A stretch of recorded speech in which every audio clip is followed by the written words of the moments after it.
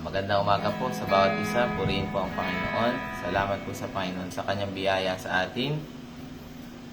Tayo ay may pagkakataon at oras para magbulay-bulay ng mga salita ng Panginoon at patuloy na mapurihan ng Panginoon sa umaga po na ito. Good morning po. Praise God. Awitan po natin ang Panginoon. Great is the Lord.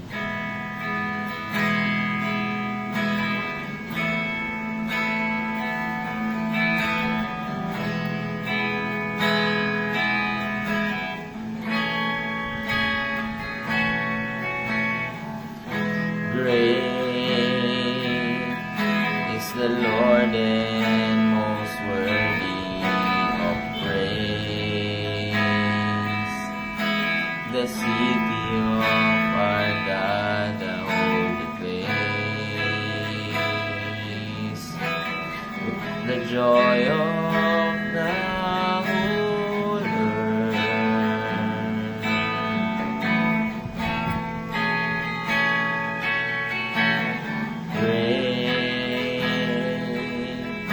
Is the Lord in whom we have the victory.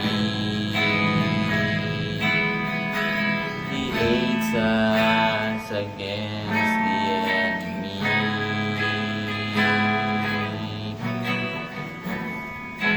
We bow down on our knees.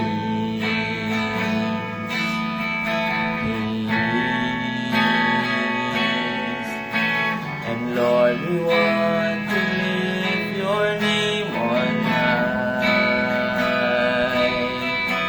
And Lord, we want to thank you for the works you've done in our lives. And Lord, we trust in your unfailing love. For you alone are God eternal, through all earth and heavens above. Great is the Lord and most worthy of praise. The city of our God, the holy place. The joy of the whole earth.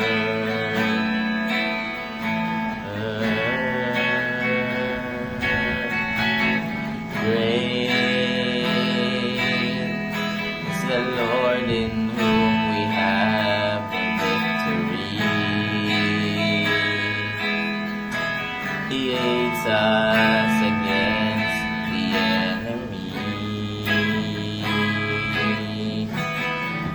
We bow down on our knees.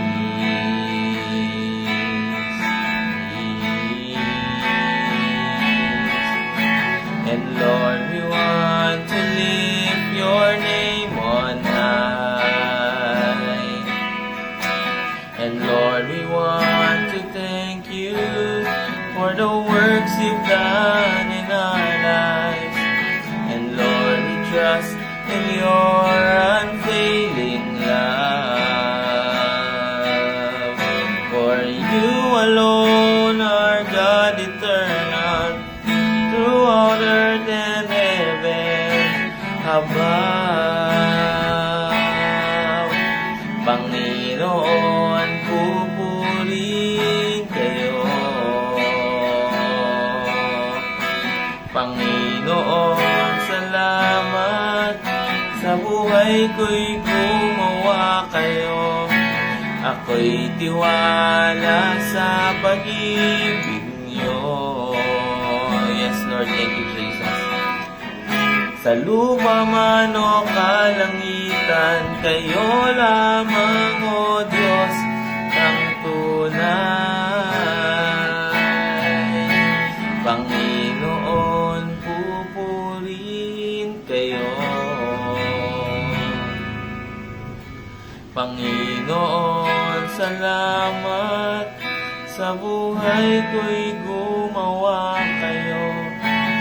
Ako'y tiwala nagtiwala sa pag-ibig niyo. Sa lupa man o kalangitan, kayo lamang, O Diyos, ang tunay. Sa lupa man o kalangitan, kayo lamang, O Diyos, ang tunay.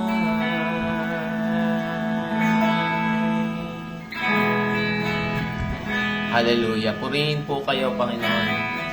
Purihin po kayo, Panginoon. Salamat po sa inyo, Panginoon. Salamat po, Panginoon. Tunay pong gumawa kayo sa aming pong buhay. Binago nyo kami, inalis nyo kami sa dati namin pong buhay, Panginoon. Binigyan nyo kami, Panginoon, ng kalakasan. Ibinangon nyo kami. Salamat po, Panginoon, dahil sa bagong buhay na ito, nakakapaglingkod kami sa inyo. Nagagawa po namin yung kalooban po ninyo. Salamat po sa inyo. Thank you, Lord Jesus. Hallelujah. Salamat po sa inyo, Panginoon. Lord, samahan niyo po kami ngayong umaga. Kayo po ang kumilos po, Panginoon. Sa inyo po na yung pinagkakatiwala ang gawain na ito, Panginoon. Salamat po sa inyo, Ama. Aming dalangin sa pangalan ni Jesus. Amen.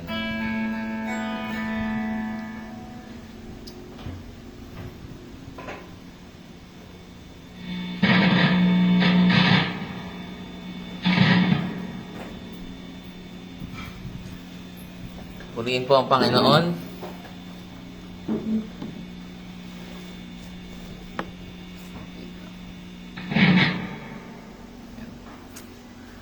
Purihin po ang Panginoon. Salamat po sa Panginoon sa kanyang biyaya sa atin ngayong umaga. Dito sa atin sa Pilipinas, ayon sa balita, magkakaroon daw tayo ng bagyo next week. Patuloy po tayo ingatan ng Panginoon. Amen. At sa huling panahon na ito, lagi natin po i-expect yung mga mahihirap na sitwasyon. Dahil habang papalapit ng Panginoon, ang buong nilikha ay naghahantay na ihayag ng Panginoon ang kanya pong mga anak. Ang ibig sabihin po nito, habang naghihirap ang mundo, mag-a-arise ang church. Lalabas ang church. Lalong maluluwalhati. Iniisip siguro natin na habang umihirap yung panahon, paano kaya ang church? Baka lalong nahihirapan. Nahirapan tayo financially, nahirapan tayo physically. Nahirapan tayo i-fit yung gawain sa schedule. Pero alam niyo po, sa huling panahon na ito, sa pagkilos ng banal na Espiritu at sa biyaya ng Diyos sa atin, naniniwala po ako baliktad yung mangyayari. Lalong mag-glorify ang Panginoon. Lalong tataas yung pagkilos ng Panginoon. Lalong lalakas yung pagkilos ng banal na Espiritu. Dahil ang Panginoon ay magaling sa mga bagay na mahihirap. Dahil ang Diyos sa Kanya'y walang mahirap. Amen? Kaya purihin po ang Panginoon. Patuloy po tayo mag-aral ng salita ng Diyos. Dito po tayo sa John chapter 12.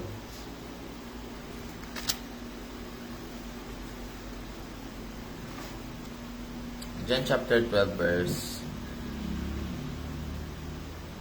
verse 1. Ang topic na ito ay pinag-uusapan namin dito kagabi sa church. At yan natin na pagbulay-bulayin po natin ngayong umaga. Sa verse 1, sabi po dito, 6 na araw bago dumating ang pista ng paglampas ng anghel, pumunta si Jesus sa Betanya, kung saan nakatira si Lazarus, na muli niyang binuhay. Kaya naganda sila roon ng hapunan para kay Jesus at kumain siyang kasalo si Lazarus. Si Marta ang nagsilbi sa kanila. Kumuha si Maria ng kalahating litro ng purong pabango na gawa sa halamang nardo. Isang mamahaling pabango, ibinuhos niya ito sa paa ni Jesus at pinunasan ng kanyang buhok. At humalimuyak ang pabango sa buong bahay. Okay, dyan na muna tayo po. Makikita natin po dito yung patuloy na relationship ng Panginoon sa kanyang mga kaibigan, sa mga tao po. Na ang Panginoong Jesus ay dumadalaw sa kanyang mga kaibigan. At iniisip namin, no, gaano ka weird, gaano ka nakakatawa, hindi ba yung nakakakilabot na Lazarus, nilibing ka namin. Pero kasabay ka namin kumain ngayon. No? Diyan natin makikita yung laki ng kayang gawin ng Panginoon na yung isang tao na 4 na araw na pong nakalibing ay kasabay mulit na kumakain. At dito natin makikita kung how much of a blessing Jesus is sa pamilya nila Martha, Lazarus, ito magkakapatid po na ito. Gaano kalaki yung impact ng Panginoon sa kanila pong buhay. Na yung dating kapatid nila na patay ay ngayon ay buhay na. At dito makikita natin si Maria ay naghanda ng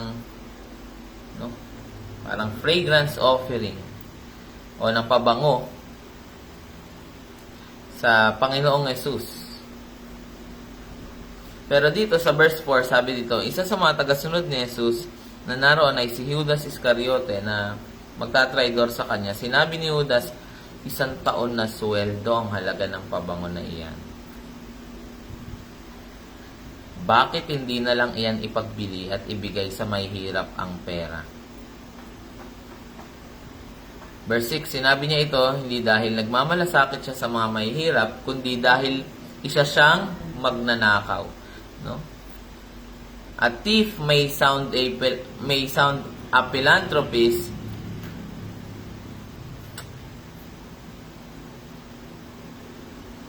pagka yung isipan niya ay iba kesa sa kung kapag ka ang puso ay malayo sa Panginoon.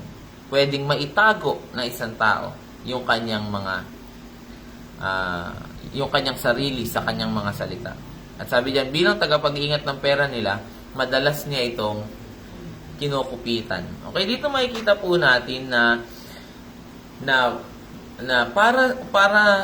para kay Judas, yung ginawang offering sa paanan ng Panginoon ay dapat ibinigay na lang sa taong may hirap. At makikita po natin dito na ganito rin yung takbo ng isip ngayon po ng mga tao. Na pagka naglilingkod tayo sa Panginoon, may ibinibigay tayo sa Panginoon, no, dinadivert ng kaaway yung isipan natin na sana na ipambili mo na lang ng rep, sana na ibili mo na lang ng washing. Yung tights mo, sana yun na yung hulog mo sa yung washing. Yung tights mo, yun na sana yung pambili mo ng pagkain. Sana na itulong na lang. No, na minsan parang pinararamdam sa atin ng kaaway o ng ating isipan na nasasayang pagka sa Panginoon na ibibigay. Na para bagang hindi karapat-dapat ang Diyos sa anumang mamahalin, sa anumang mahalaga, sa anumang precious sa buhay natin. Pero sinabi ni Jesus, verse 7, hayaan mo siya, ibinuhos niya ito sa katawan ko bilang paghahanda sa aking libing. Most likely, hindi alam ni Maria yung sinabi ng Panginoon. No, na talagang, Lord, kaya ako to binuhos kasi alam ko ililibing na po kayo. Most likely, nire-reveal ng Panginoon lang sa kanila unti-unti yung kanyang nalalapit na kamatayan. Hayaan mo siya. At minsan ang mundo, pipigilan tayo. Huwag mong gawin yan para sa Panginoon. Sobra na yan para sa Panginoon. Ang dami na ngang schedule, ang dami na ngang pag-aaral, pagtatrabaho. Alam niyo po, yun din po kasi yung gawa ng kaaway sa huling panahon na to. He is making the world busy. At ano ba yun? Yung parang yung parang palagi kang parang may ginagawa, pero totoo, wala kang ginagawa. Para palabasin sa'yo na may naaabot ka talaga. Kasi nadadagdagan yung pera mo. Kasi lumalaki yung career mo. Yes, praise God. Pero hindi pagpapala yung naisasaalang-alang yung gawain ng Panginoon, yung relasyon mo sa Panginoon. And sabi ng daddy, sabi ng Pastor Paul, hindi daw pagpapala yung anumang bagay na nadagdag sa'yo na naglayo sa'yo sa Panginoon.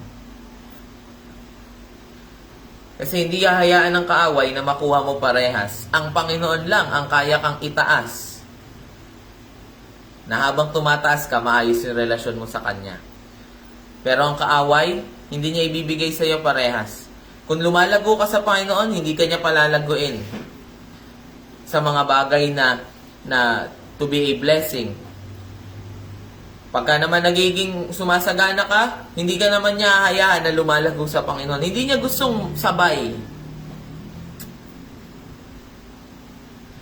Sobrang busy ng mga tao po na parang nahihirapan ng Panginoon na isiksik yung anumang bagay sa Panginoon. Kaya sabi po dito sa verse 8, lagi niyong nakakasama ang mahihirap, pero ako'y hindi niyo laging makakasama. Kung isipin po natin, kahit sa panahon po natin ngayon, sa mga sa school, hindi ko pa rin po matanggap na mga kabataan po dito sa amin, umuuwi po ng 7:30. Para sa akin, sobra po yun para sa pag-aaral. Dahil lumaki po ako sa schooling na alas 6 lang, nasa bahay na po kami. Madilim na talaga ang 6:30. Pero ngayon, somehow ang DepEd, somehow ang eskwelahan, hiningi pati yung 6:30, 7 o'clock, 7:30 ng isang bata. Na dapat ito'y hapunan na at nagpapahinga na. Siyempre, lalakad yung makakauwi. May mag-uusap pa tungkol sa gagawin bukas, alas 8 na. Yun na sana yung oras para mag-Bible study, magpahinga. Kahit sa mga trabaho po natin ngayon, madalas busy po tayo. Bakit? Kasi pagka hindi ako pumasok, wala kaming pambabayad, wala kaming kakainin. At ang nakakalungkot, makikita natin yung sinabi ng Panginoon, lagi niyo yan ginagawa, pero yung para sa akin, na hindi palagi, ibibigay pa rin doon sa iba. Pagka minsan, Sabado, practice sa church, Linggo, may ministry. Linggo na, nasa isip mo project pa rin sa school. Habang nagtataas ka ng kamay, nagpupuri ka sa pay, iniisip mo yung labahin. Linggo-linggo ang labahin. Linggo-linggo ang hugasin. Linggo-linggo yung mga sitwasyon natin po sa buhay. Lagi na yan, sabi ng Panginoon. Lagi niyo yan po makakasama. Pag alis ko, sabi ng Panginoon, wala na ako. Kinakailangan siguro maintindihan po lalo po ng mga kabataan ngayon po. Na alalahanin mo ang Panginoon habang ikaw ay kabataan. Amen. Amen. Ang lason daw po ay hindi binibigay sa isang tao as is. Na pagka may papatayin ka, hindi daw inaabot yung lason tapos tinetape ito. Madalas yung lason daw po hinahalo dun sa kung ano yung gusto ng tao. Hinahalo lang siya doon. Sa tsaa, sa ice cream, sa pagkain, hindi natin alam. Pagka binigyan ka daw ng kaaway ng isang kasinungalingan, bibigyan ka daw ng 99 na katotohanan para ilihim yung isang kasinungalingan. Ganun daw yung deception ng kaaway.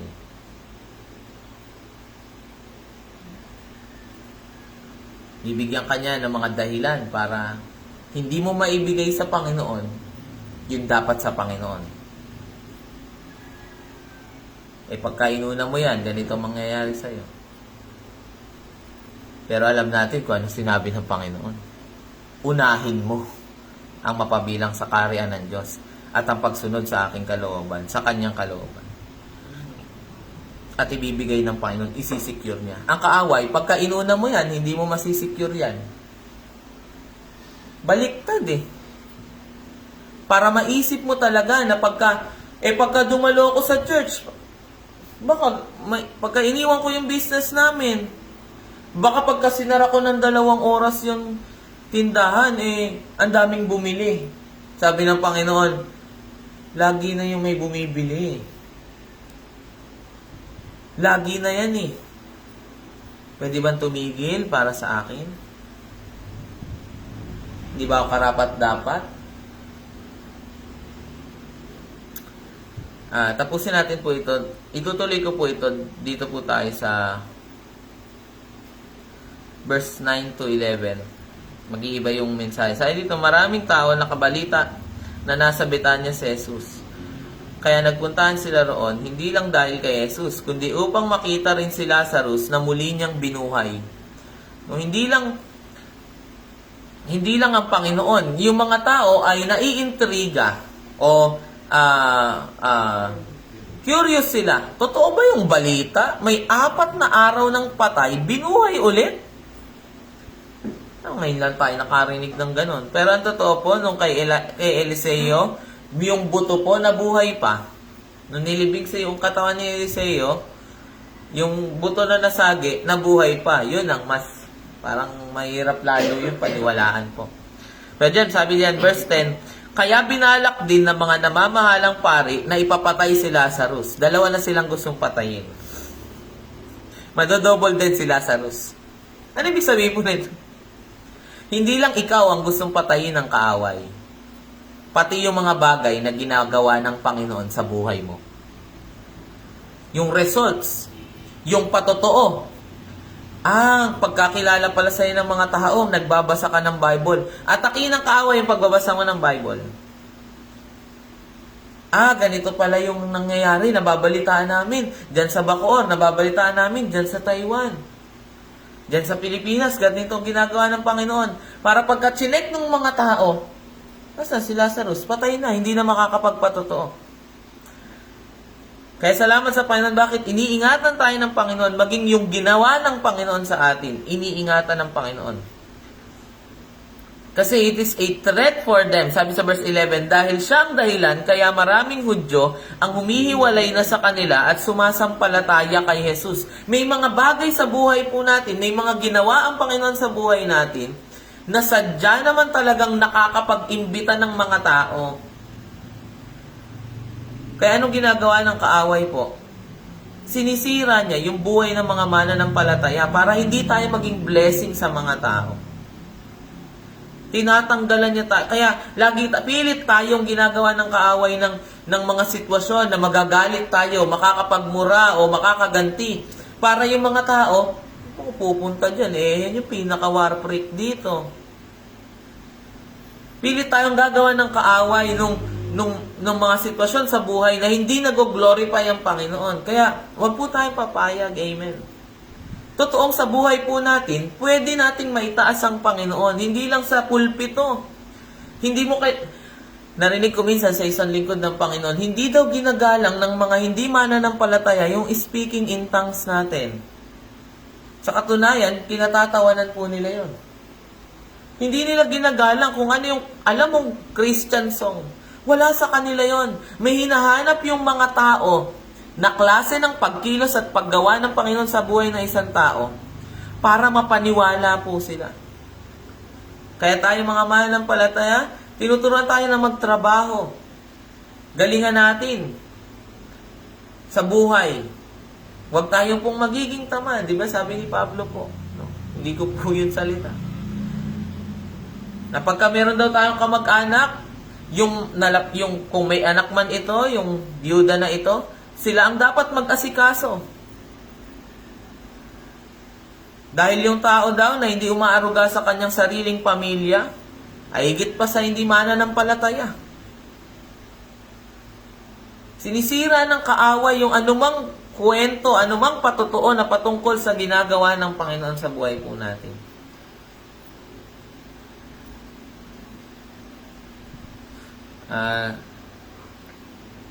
Pagka nag-whistleblow ka sa gobyerno po, kinabukasan, pinapalibutan ka na ng pulis. May pulis na sa bahay mo. Pagka nagsabi ka ng totoo po, uusigin ka ng mga gumawa ng mali. Sa gobyerno natin po ganyan. Kahit sa eskwelahan, kahit sa trabaho. Kung sino yung nagsasabi ng totoo, yun yung gusto ipapatay, yun yung gusto patanggal. Dahil ang mundo po na ito ay merong sistema na para umangat ka minsan. Para maghari ka minsan. No? Kailangan ng wickedness, kailangan ng katiwalian. At kaya nung dumating ang Panginoon at ginagawang sinungaling ng Panginoon si Satanas, napapakita, na i-expose kung gaano kamahal ng Diyos yung mga tao. Hindi sabi ng Panginoon, hindi ako naparito para wasakin yung buhay ng mga tao. Nandito ako para buhayin sila. Kaya pagka nakita sila ng ganoong klase ng damdamin, nakikita ng kaaway yung nai-implement yung kalooban ng Diyos sa buhay ng mga tao. Sadya naman talagang gusto niyang pumatay. Patayin yung gawain. Patayin yung patotoo. Agawin sa iyo kung ano yung mga bagay na nagtataas sa pangalan ng Panginoon. Sa umaga po na ito, patuloy tayong pinapaalalahanan ng Panginoon. Sabi sa John chapter 14, verse 30.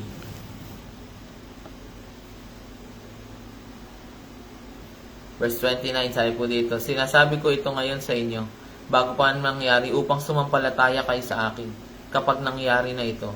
Verse 30, hindi na ako magsasalita ng matagal. Dahil dumarating na si Satanas na siyang naghahari sa mga taong makamundo, wala siyang kapangyarihan sa akin. Lumakad tayo sa protection ng Panginoon.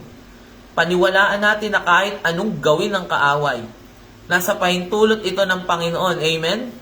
Talagang pumasok sa iyong consciousness na anumang paghirap, pagsubok, tukso, o problema, sitwasyon, kakulangan na dumarating mula sa kaaway, ay hindi mangyayari kung wala yung pahintulot po ng Panginoon, na hawak ka talaga ng Panginoon, tumayo ka sa katwiran, tumayo ka sa kalooban ng Panginoon.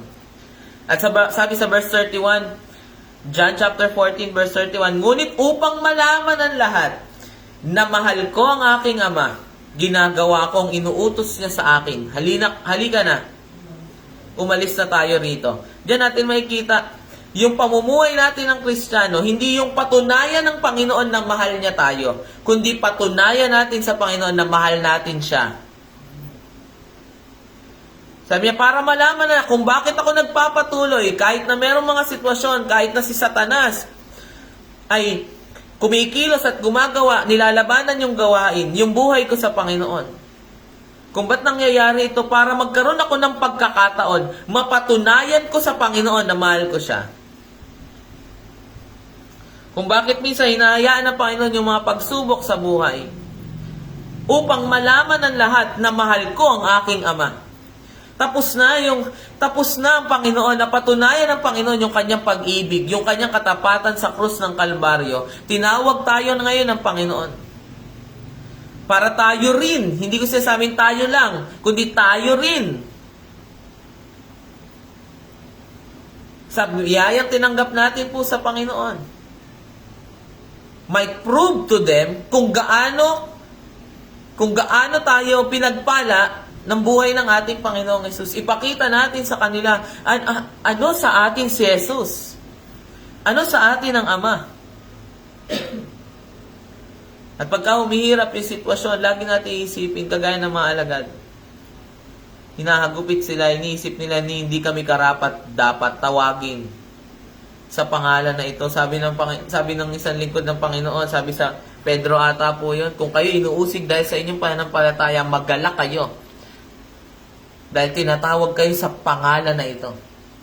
Kung tinatawag kang anak ng Diyos, mapalad ka kahit yun na lang. Kahit yung buong buhay mo, inaatake ka ng kaaway. Pero kung nananatili ka doon sa katatayuan bilang anak ng Diyos, hindi talaga naagaw ng kaaway. Hindi ka talaga nanakawan ng kaaway. Pero kung lahat ng bagay na idagdag ng mundo na ito, pero nawala yung paglilingkod natin sa Panginoon, nakuha na ng kaaway lahat sa'yo. Kasi yun lang ang meron tayo po. buhay na walang hanggan. Yun lang ang meron tayo relasyon sa Panginoon. Yun yung pinakagusto talaga ng kaaway kunin. Hindi yung relo, hindi yung karir. Siya yung hari ng mundo na ito po. Marami siyang relo. Marami siyang sasakyan. Yung gusto talagang kunin ng kaaway, yung atensyon natin. Yung human consciousness. Kung bakit may gera. Kung bakit may mga kahirapan. Gusto niyang ay ibaling ng mga tao yung isipan nila sa sarili nila, hindi sa Panginoon. Purihin ang Panginoon sa Kanyang salita ngayong umaga. Tayo po ay muling manalangin.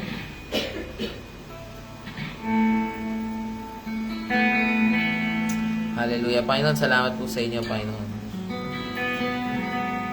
Salamat po sa mga salita po ninyo na tinutulungan kami upang makapanatili, Panginoon. Hindi po sa amin, Panginoon, kundi yung salita po nyo, yung salita nyo pong buhay, Panginoon, sa amin pong mga buhay. Kumikilos at gumagawa, Panginoon. Kaya kami nakakapagpatuloy. Lord, sa kapangyarihan ng banal na Espiritu, I ask, Lord, in the name of Jesus, may each one of us have peace, Panginoon. Habang yung persecution, habang yung mga tribulations, Panginoon, nangyayari. Hayaan nyo nga, Panginoon, pumanatag kami sa yakap po ninyo. Hawak ninyo kami, Panginoon. Walang kapangyarihan si Satanas sa amin. Yan ang katotohanan. Pagka tinatakot kami ng kaaway, ganito gagawin ko, ganyan mangyayari. Sasabihin namin sa Kanya, walang kang hawak sa amin. Anak kami ng Diyos. Ano sinasabi mong ganyan magagawa mo? Nasa pahintulot ka ng Panginoon. Hayaan nyo nga, Panginoon, lumakad kami, Panginoon, with confidence, Panginoon. In your grace, confidence in your love, Panginoon. Hindi in our own righteousness. In your grace, Panginoon, we know, hindi nyo iiwan ang inyo pong mga anak. At habang umihirap yung mga sitwasyon sa church, sa mundo na ito, Panginoon, we believe, ihahayag po ninyo ang inyong pong mga anak. At itataas ninyo ang inyong pangalan sa buhay po namin. In the name of Jesus, hindi namin kaya tanggapin yung sinabi ng mundo o ng sinabi ng kaaway o ng aming sariling isip. Hindi namin pinahalagaan ngayon yung aming mga opinyon. Hayaan nyo nga, Panginoon, na pahalagaan namin kung ano yung sinabi na inyo pong mga salita. Panampalatayaan na namin, Panginoon, yung sinabi ng inyo pong mga salita. Salamat po sa inyo, Lord. Nilalapit ko po ang bawat lingkod po ninyo na nakikinig, mga anak po ninyo, Panginoon, makapapasok sa trabaho, kayo po mag-iingat po sa kanila at sasama sa gawain sa araw po na ito. Purihin po kayo, Ama. Salamat po sa inyo. Ito po aming dalangin sa pangalan ni Jesus. Amen. Amen. Praise God. God bless po sa bawat isa. Salamat po sa Panginoon sa umaga po na ito. Pagpalain po kayo ng Panginoon.